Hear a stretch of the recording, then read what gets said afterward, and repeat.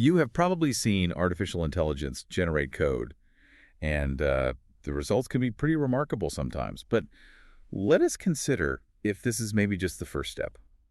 What if there were a way to build software using methods that, well, our traditional tools just cannot handle? That is a really interesting way to frame it because our sources definitely talk about a more advanced stage, moving past that basic AI code generation to something they call agentic coding, sometimes also referred to as AI agents. Okay, so that is the core idea we are exploring today then. Exactly. The main goal for us in this deep dive is to really unpack why this agentic coding is considered such a significant leap forward. Our discussion is based on analyzing materials like a YouTube video transcript and some related articles. Right, and we want to clearly lay out the key differences between these two approaches for you. Our aim is to offer some perhaps surprising insights and a practical understanding without getting bogged down in, overly technical jargon. Understanding this distinction really does seem crucial right now, especially if you want to, as the sources put it, win in the generative AI age. Absolutely. So let us begin with the foundation. What exactly constitutes basic AI coding according to these sources? Well, the information suggests basic AI coding is probably something you are already somewhat familiar with. It's essentially described as using a single tool call. A single tool call, meaning one action or function. That is right. Think of this tool like a simple function in programming. It takes some context, a specific model, and a prompt as its inputs. The main output from that single action is AI-generated code. Okay, so you give it instructions, it processes them using its model and the context you provide, and out comes a piece of code. Precisely. It is a fairly straightforward input-output process in that sense. Our materials even mention ADER as an example here. Now, ADER is useful for showing principled AI coding, but it's characterized as having a specific limitation, right? Yes, that is correct. The sources describe ADR as essentially a single tool with its functionality built right in. It does its one job well, but it is still fundamentally that single tool call mechanism. And this limitation seems quite important based on the source material. It does indeed. The sources state quite clearly that this kind of basic AI coding by itself is not enough for what they call real engineering work. They use some strong metaphors to describe it too. They do, calling it just the beginning, like the tip of the iceberg, and even suggesting it's transitory. This really emphasizes that it's seen as just one part of a much larger picture. Okay, so if basic AI coding is defined by this single tool, this one instance of code generation, what makes agentic coding the next level the sources talk about? Agentic coding is presented as a really significant step up, described as a much larger superset of basic AI coding, meaning it includes that capability but goes much further. And what is the key thing that makes it a superset? The critical difference lies in its access to a much wider range of tools and functionalities. Instead of being limited to just that one code writing tool, agentic coding potentially has access to any tool you can think of. Any tool you can think of. That certainly sounds like a massive difference in potential. The sources gave Claude Code as an example, didn't they? They did. Apparently, Claude Code comes with 11 built-in tools, which is obviously a big jump from the single tool of basic AI coding. Could you give us a few examples of those built-in tools? What can it do beyond just writing code? Sure. The integrated tools include things like edit and write, which cover the basic AI coding functions we discussed. But then it adds tools like glob, grab, else, and read. So tools that let it interact with the file system and understand the existing code. Exactly. These tools are significant because they allow the agentic coding tool to actually analyze the entire code base. It can search for relevant information much like a human engineer would poke around to understand things first. That makes a lot of sense for more complex engineering tasks, needing to understand the context before changing things. The sources also made a big deal about a bash tool. What is so special about that one? The bash tool is highlighted as a major leap because it gives the AI the ability to interact directly with the operating system's command line, the terminal. You mean it can run commands just like a developer would? That is the idea. It can execute potentially any bash command. This effectively gives the AI a really powerful way to perform a huge range of system-level operations, and its capability here scales with how smart the underlying AI model is. That opens up a vast range of possibilities, maybe for things like automated builds, tests, or deployments. Absolutely. You could imagine it revolutionizing how automated testing or infrastructure management is done, allowing for much more dynamic and, well, intelligent interactions with the system. That level of interaction is definitely beyond simple code generation. I also saw mention of a batch tool. What function does that serve? The batch tool lets the agentic coding tool run multiple tools at the same time in parallel. This could obviously speed things up considerably for complex tasks that involve several steps. And it had another capability, too, something about subagents. Yes, and this is perhaps the more forward-looking aspect. The batch tool apparently also allows launching subagents. This hints at a future direction where these systems could become self-organizing, maybe even self-replicating, to tackle bigger and more complex problems autonomously. This is starting to sound less like a tool and more like an autonomous partner in the development process. Yeah. The idea of programmable agentic coding was also stressed.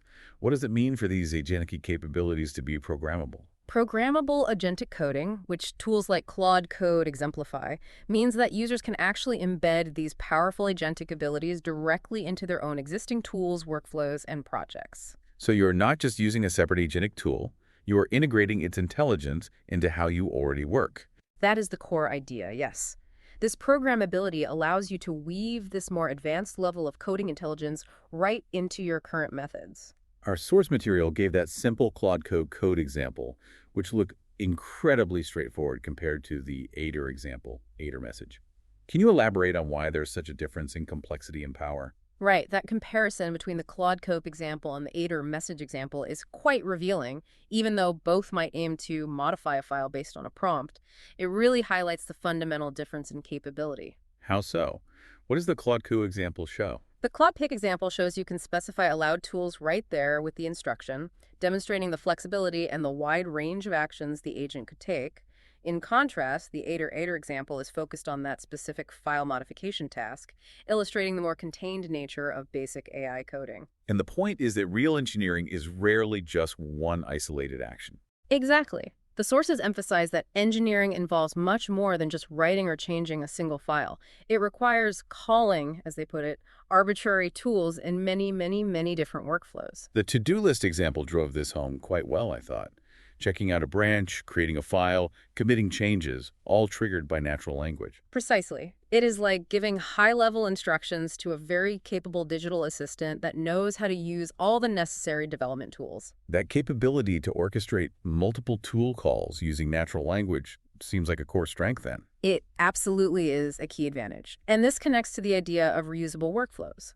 Principled AI coding had a concept called ADWs, Agentic Development Workflows, which agentic coding tools like Claude Code seem to take much further with this arbitrary tool calling capability. Allowing for more complex and flexible reusable sequences of actions. Exactly, which improves efficiency and consistency across development tasks. Things get even more interesting when we bring in custom tools via these MCP servers. How does that expand the potential even further? MCP servers, or multi-capability provider servers, allow agentic coding tools like Claude Code to tap into a wider world of tools, both existing ones and completely new, custom-built ones. So it's not just the built-in tools, it can connect to external capabilities. Correct. The Notion integration example discussed in the sources is a perfect illustration. An MCP server acts as a bridge, providing access to the Notion API.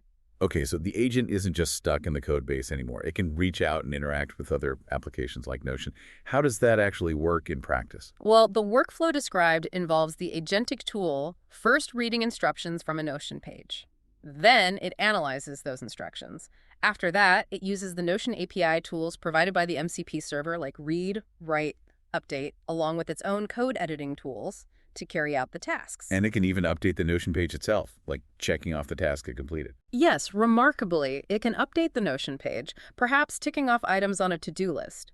This really shows the agent acting more like a human professional who switches between different applications and APIs to get their job done. This paints a very clear picture of agentic coding being fundamentally different and significantly more powerful than just basic AI code generation.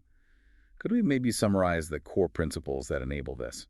Certainly. Agentic coding seems to rest on three essential ideas according to the sources. First, you need a smart model that's capable of figuring out which tools to call and when to call them. So intelligent decision-making about tool use. Correct. Second, you need the ability to call arbitrary tools, both the built-in ones and any custom tools made available through things like MCP servers. That flexibility in tool access is key. It is. And third, you need an agent architecture. This provides the necessary autonomy for the system to carry out complex, multi-step tasks without needing constant human guidance for every single action. So it is not just about generating code anymore.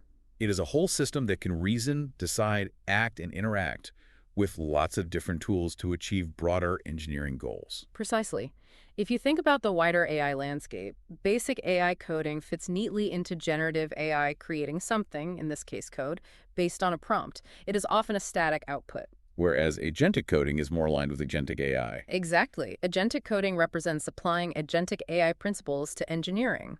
Where generative AI is often static and focused on narrow tasks, agentic AI is dynamic, adaptive, and tackles broader, multi-step goals, taking actions autonomously.